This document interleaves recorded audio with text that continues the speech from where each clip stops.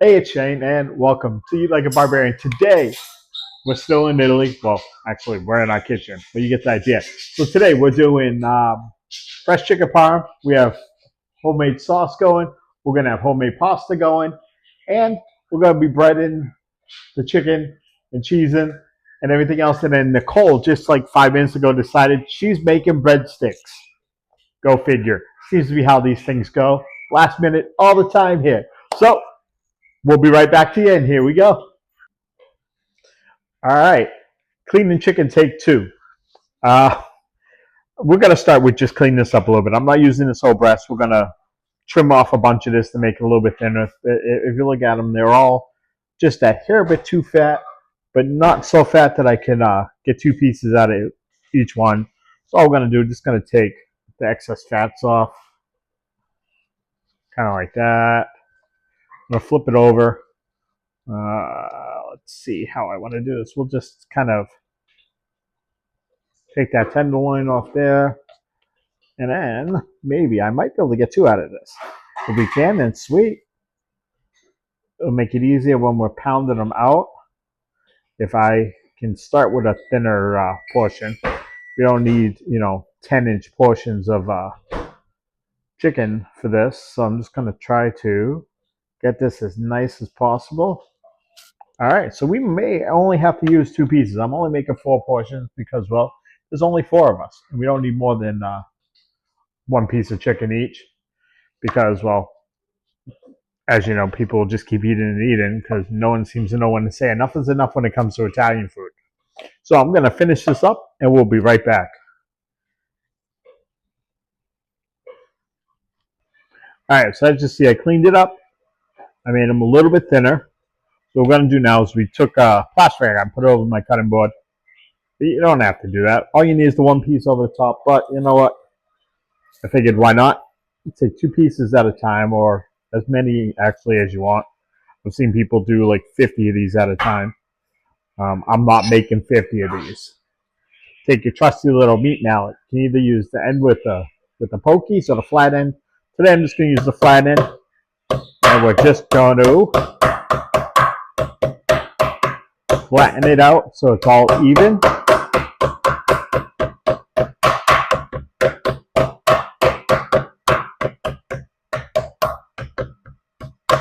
You want to kind of hit and move towards the outside of your chicken so that you don't rip your chicken. Because then you'll have holy chicken parm, and well, it's on a Sunday. You don't want holy chicken parm. So I'm going to do up the rest of these, and we'll be right back. All right.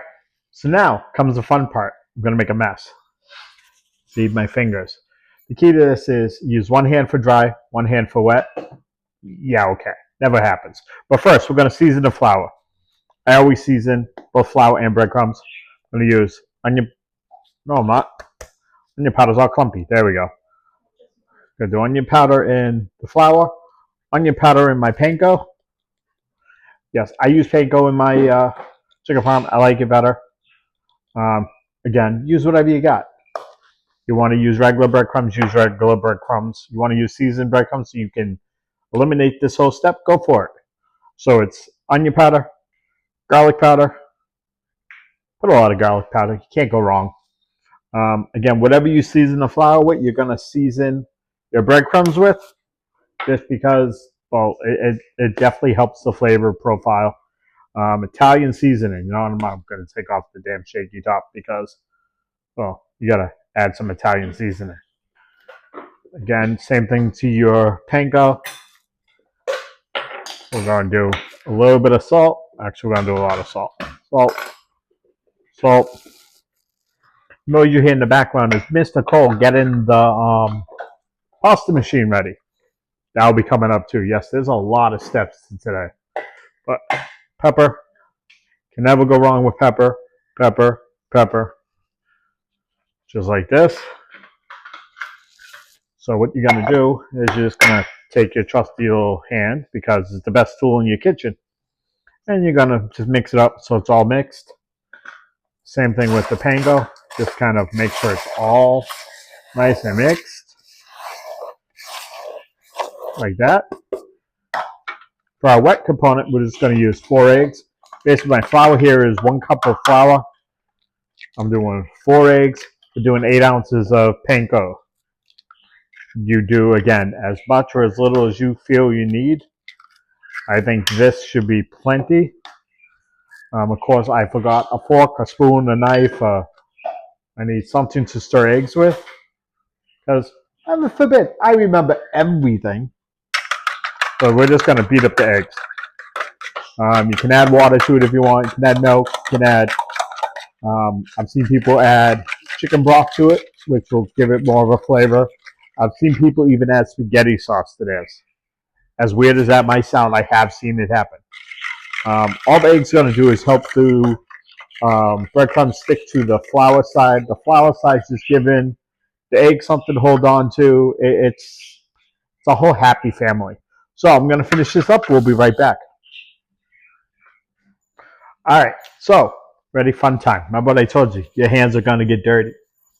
One time I can tell you, I always wear gloves. Always with chicken. Chicken isn't anything to play games with. You can and will get sick from it if you treat it wrong. But if you treat it good, it will treat you good. So all we're going to do, I don't know if you can see it or not, but we're going to make sure it just has some flour. You're going to let the excess run off. Going to go into the egg wash. Again, just enough so it gets nice and wet. You don't want excess though. So you're going to let it sit here and just kind of drip off. From there, you're going to go into panko.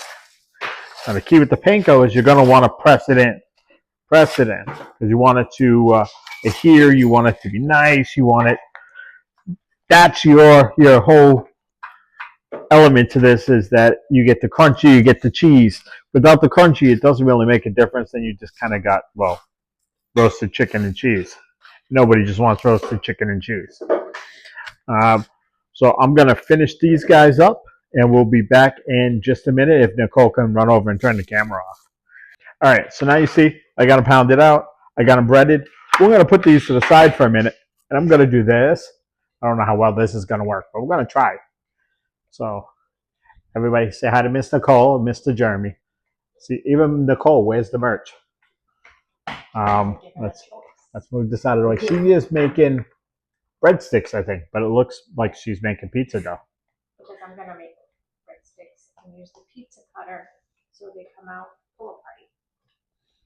So yeah, so she decided that it would be a good idea to make breadsticks about 20 minutes ago.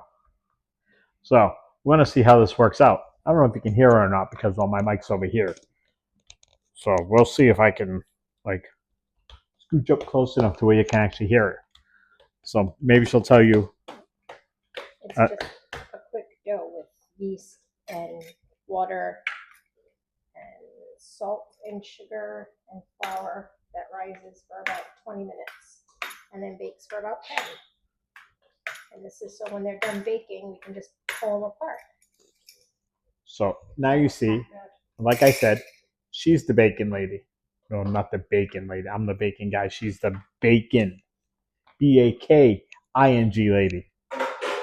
So she does all this stuff. I wouldn't even know where to start. I can make, as you see, a lot of things, but no, bread and cookies, and no, they come out horrible. She also made a mess, which I'm not going to show you. But know that we're making fresh homemade sauce, and well, just know that the sauce is definitely all of our home. It made a mess, hence the word homemade sauce. So we're going to get these in the oven. We're going to set up the pasta sauce, the pasta itself, and we'll be right back. Yes, before anybody asks, Nicole does have her own apron. See, hers is like an old lady type apron, but she likes it. So we try to move us closer. Yes, we have an old school hand cranked pasta machine. I think we bought it at Goodwill for like $6. Maybe. Price might be on the box, but I don't think we spent much. Sorry, $9. $9 at Goodwill. Sometimes you find really good things at Goodwill. Other times, not so much. But we've used this a bunch of times now. We've made raviolis with it twice. We've made pasta with it a bunch of times. Everywhere from spaghetti to fettuccine to, I think we did angel hair one time. It was way too thin. Fettuccine and angel hair on there. I don't have a spaghetti. I thought we had the spaghetti one on there. So maybe I was looking at the spaghetti one and whoops, we didn't buy it. That was for the KitchenAid though, which at some point, yeah, we're probably going to get it. But yeah, so she rolls it out like this, rolls it out like this, and she just keeps going down number at a time to get it to the thinness we want. And once she gets it to where she wants it to be, we'll be right back and we'll show you cutting the pasta. So to give you an idea, when she's done rolling it out, she literally just hangs it off the counter. Please forgive my shoes. If you ask Nicole, my shoes are everywhere. I don't think they're everywhere, but she overreacts to my shoes a lot. So she's over here pointing out where my other shoes are, but that doesn't count. That's work shoes and a pair of slippers, actually a pair of sandals, and then I have a pair of Sperry's here. So that doesn't really count. But as you see, she hangs it before we cut it. She'll get, I think she has four batches she has to roll out before we can cut it. We'll be right back. So while Miss Nicole is over there rolling out pasta, so if you hear noise in the background, that's what that is. It's just that machine. We're going to cut. I got some nice Italian style mozzarella cheese. Again, I could pull down my slicer and slice this nice and thin. But you know what? All I'm going to do, I'm going to take my nice trusty little knife here and hopefully not stab myself again. And we're just going to do pieces. Well, okay, so I was going to have that piece, but, well, it disappeared. Like, I think a pirate stole it. So, we're just going to, I'm going to start over. Hope for the best here. So I have 5 pieces. Something tells me it's going to take probably, I'm going to say anywhere between 3 to 4 pieces each. So hopefully I can get 20 pieces out of the 2 of these before someone steals it all and then we don't have it. So all you do, you just kind of take it and just slice it through. It does it have to be pretty? Does it have to be neat? It's going in your stomach. No one's going to notice the difference. So I'm going to finish cutting this and we'll be right back. All right, so now we make the pasta. Again, like I said, it's all about doing this with the family. I couldn't do this by myself. So luckily, Nicole doesn't mind making pasta. But, so my job is to catch the pasta as it comes out. So it doesn't get all clumped underneath. I'm not sure how much of this you can actually see. But as you see, whoops, I'm dropping pieces of it. So it looks like she's making both fettuccine noodles today, which good because with chicken parm it's going to be nice. We just make sure they all come apart. You know, again, you can do this. We have some in the cabinet that we made a while ago. At least we have one bunch that she made into a bird's nest and is sitting in a mason jar, drying up. And one of these days we're going to cook it just to see how it came out. But the joy of this is that you could take it and dry it and use it whenever you want. It doesn't take long to cook. Luckily, with it being fresh, it's really fast. So, like we said, I missed catching a whole bunch of it.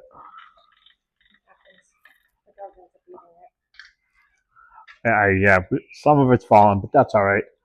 I thought I had all of it, and it turns out I missed like just a little bit of a side one. Yeah. Again, with the dog, she eats everything. You know, she hangs out in the kitchen. It's eggs, oil, flour, and salt. So, you know, like I said, just make sure it comes apart. Otherwise, when you go to cook it, it's just one big, huge glob of solid pasta. So, yeah, as you see, it comes out. Side pieces come out like this. The regular size pieces come out just like that. So we're going to finish this up, and we'll be right back to you in a minute. All right, so see, I got my nice little induction, my nice hex-clad pan, my thermometer. Thermometer is important here, but the majority of the induction is you set it at 350. Your oil is going to hit 350. It will never go more than 350, just because that's how this system works. And I use my hex-clad solely because, well, it's a nice wide pan. I'm going to just check where I'm at already. Right about, we're at about 200. So we're almost there. You want to set it at 350. That's the best temperature for deep frying stuff. We're not really deep frying. I got maybe at half an inch total. I want just enough to submerge these, but not so much that they're floating. It's going to be the best way it's going to go. I got Miss Nicole over there working on breadsticks still. We have the water going for pasta. I get Jeremy making Caesar salad. I don't know how Jeremy became the Caesar salad guy, but Jeremy's the Caesar salad guy. So we're gonna somehow try to put this all together now and make it work into one big happy family thing going on here. And we'll be back to you in a minute. Oh, and as you see, Miss Nicole made it ended up being pull apart bread more than breadsticks, but I guess she made pull apart breadsticks, which is even different. Again, I'll have her somehow maybe post the recipe for this either in the comments of this video or even, you know how she puts her little blurbs in there. Maybe I'll have her do it that way. That way you guys have this. I'll have her leave the recipe for the pasta so you have that. Both of them are easy, easy, easy. Not my thing though, so thank goodness for her.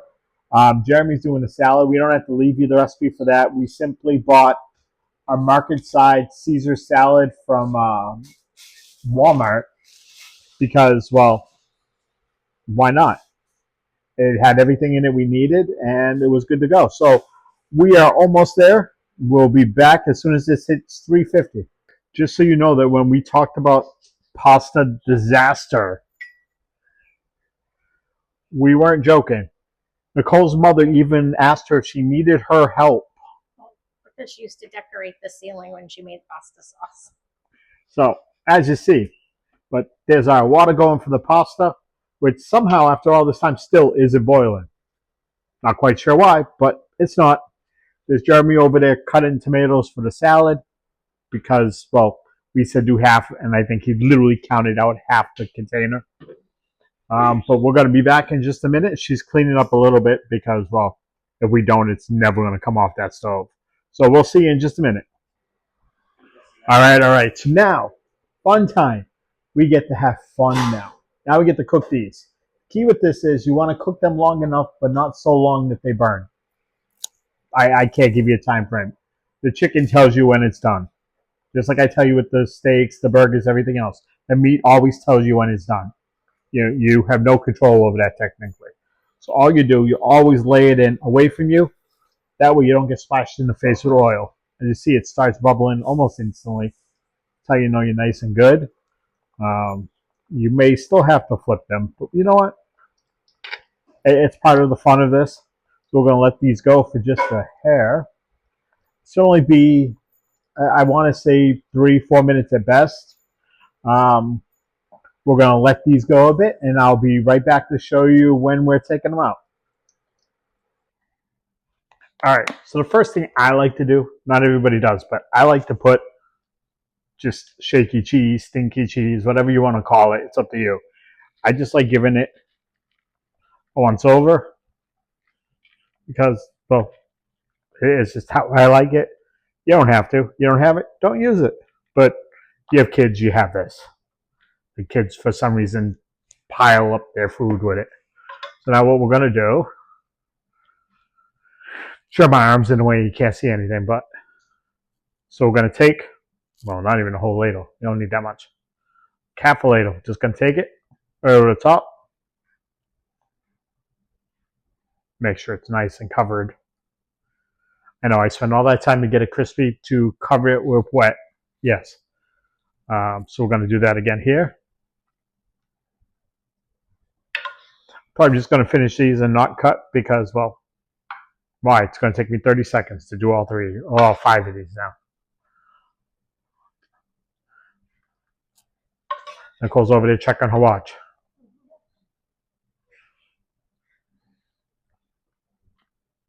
As you see now, sauce on all of them. We have our cheese from earlier. All we're going to do is just kind of take it, overlap it. You didn't need such a big piece there, but that's all right. We'll use that piece there. All we're going to do when this is done now, or once I get these all covered, is we're going to throw them in the broiler on high until they're as bubbly as you want them to be. If you don't want them overly crispy and bubbly, which I think is a crime to society, they have to be crispy. They have to be pretty and bubbly and pizza-y looking. Best way to put it, pizza-y looking. So we're just going to cover. That one didn't take as many. Know what that means? Cheese tax.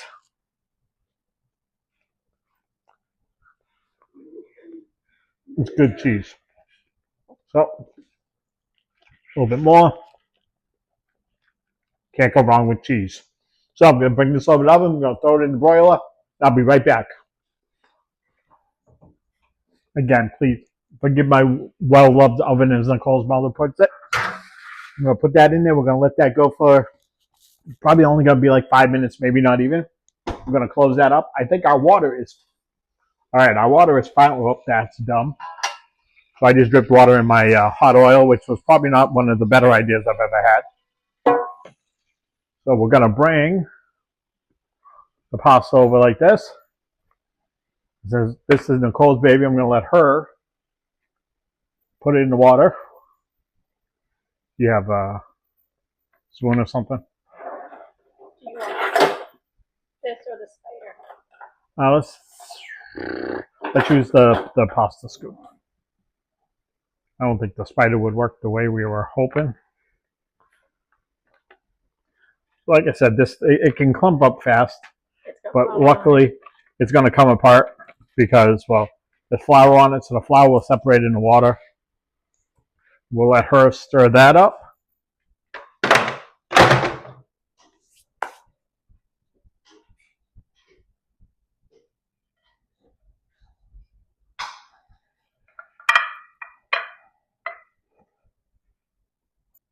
All right, well, since we went very Italian tonight, we had Caesar salad, we had breadsticks, we have the parm, we have homemade pasta, homemade sauce.